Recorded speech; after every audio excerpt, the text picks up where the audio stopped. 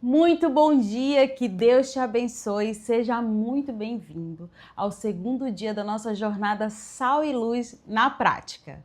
E aí, tá empolgado porque a gente vai viver hoje? Se você ainda não está inscrito nesse canal, aproveita para se inscrever, curte esse vídeo e compartilha com outras pessoas, porque dica boa é dica compartilhada. E eu quero começar fazendo uma pergunta que pode parecer até um pouco desconfortável para você, mas eu quero que você reflita.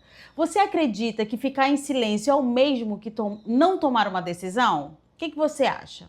Já parou para pensar nisso? Muita gente acredita que sim. Acham que permanecer meio neutro significa simplesmente não se posicionar. Mas a verdade é que a neutralidade também quer dizer algo. A omissão também é um posicionamento, sabia? Já parou para pensar que você não falar é você se posicionar? Foi exatamente isso que Esté precisou enfrentar. No nosso texto base, Esté 4,14, ela traz uma situação que ela estava diante de uma decisão. Ou ela ficava em silêncio, ou ela se posicionava. Ou ela se protegia, ou ela cumpria o seu propósito. Perseverar, preservar o seu conforto, ela poderia fazer muitas coisas, ou salvar vidas, salvar a vida dos judeus, do seu povo. E a realidade é que todos nós enfrentamos decisões parecidas todos os dias.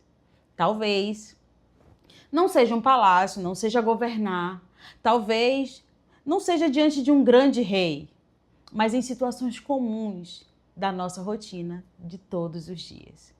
É quando a gente deixa de amar alguém, a gente deixa de servir alguém, de perdoar alguém, ou até mesmo de ajudar. Você pode, você simplesmente não serve, não ajuda, não faz. Ou você deixa de obedecer à voz de Deus ou a algum comando, quando deixamos de falar aquilo que Deus mandou a gente falar. Já passou por isso? Também, quando a gente faz tudo isso, nós também estamos tomando uma decisão. Também estamos nos posicionando. A Bíblia fala em Tiago 4,14. Portanto, quem sabe que deve fazer o bem e não faz, está pecando. Esse texto é muito forte e ultimamente esse texto tem falado muito ao meu coração, porque saber fazer e não fazer é o mesmo que você está pecando. Porque ele nos mostra que o problema não é só fazer o que é errado. O problema é também poder você decidir e deixar de fazer mesmo sendo certo. Às vezes a gente pensa, eu não fiz nada de errado. Mas a pergunta não deveria ser essa. A pergunta deveria ser, você fez aquilo que Deus estava esperando que você fizesse? Talvez Deus tenha colocado alguém no seu coração para você orar e você simplesmente não orou. Talvez Deus tenha criado alguma oportunidade para você compartilhar uma palavra. E sabe o que você fez? Achou que tinha alguém que poderia falar mais e melhor do que você. Deixa outro falar. Talvez Deus tenha te mostrado uma necessidade e você simplesmente decidiu ignorar. Outra pessoa vai suprir essa necessidade. Talvez Deus tenha te deixado para dar um passo de fé e você adiou mais uma vez. Percebe uma coisa? Nem sempre o maior desafio da vida cristã é vencer o pecado. Muitas vezes é vencer a procrastinação espiritual. A procrastinação está em todos os âmbitos da nossa vida, mas a espiritual ela é muito silenciosa. É parar de adiar aquilo que Deus já mandou você fazer. Porque a omissão tem consequência. O silêncio tem consequência. Pare hoje.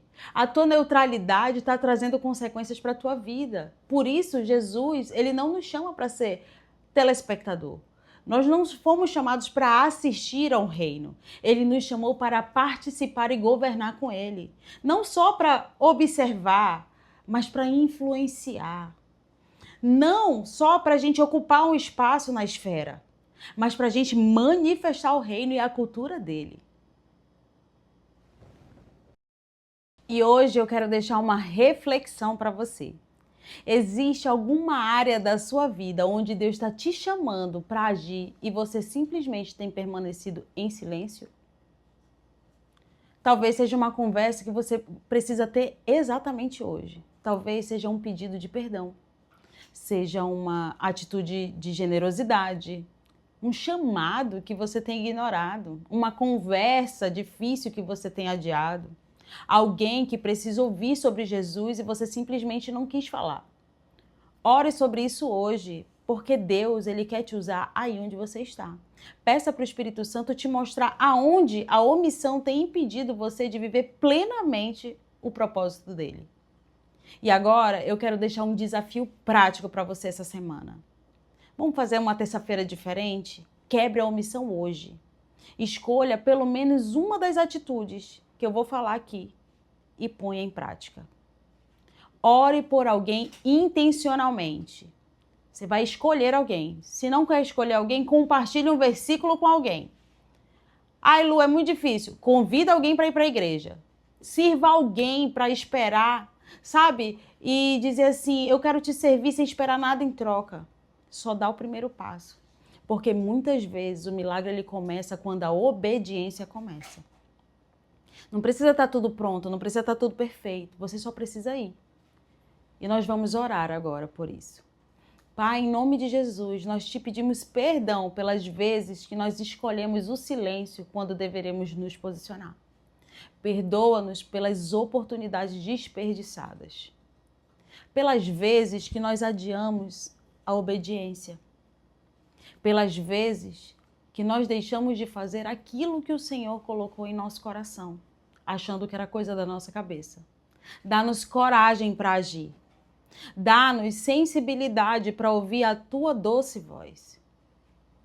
Nós sabemos que se nós temos uma palavra, nós temos tudo. E dá-nos ousadia para viver aquilo que o Senhor nos chamou para viver. Que possamos ser sal e luz através das nossas atitudes, das nossas palavras, das nossas escolhas. Em nome de Jesus. Amém. Querido, antes de sair daqui, eu quero que você escreva aqui nos comentários qual atitude prática você vai tomar hoje para quebrar essa omissão. Escreve aqui nos comentários que eu quero saber aquilo que você vai fazer. Eu quero ler a tua resposta e orar por você. Porque Deus está ansioso para ver você se posicionar. E que Deus te abençoe. Nos vemos amanhã, 6 horas da manhã, no nosso terceiro dia da nossa jornada, sendo sal e luz, além das 4 paredes da igreja. Deus te abençoe.